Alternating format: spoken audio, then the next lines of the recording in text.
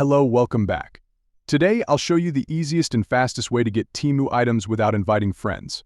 Follow along to understand this method fully. Let's dive in. Open the app and ensure you're on the home page.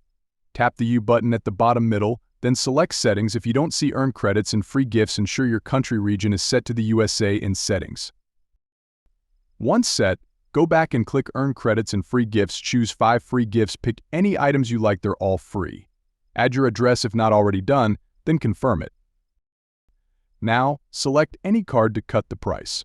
You don't have to share the link, just keep cutting until you reach the last prize. If you need referrals, click Invite one friend and copy the link. Instead of friends, share the link with family members. Each download using your link reduces the price. With just a few family members, you can complete the process without inviting friends.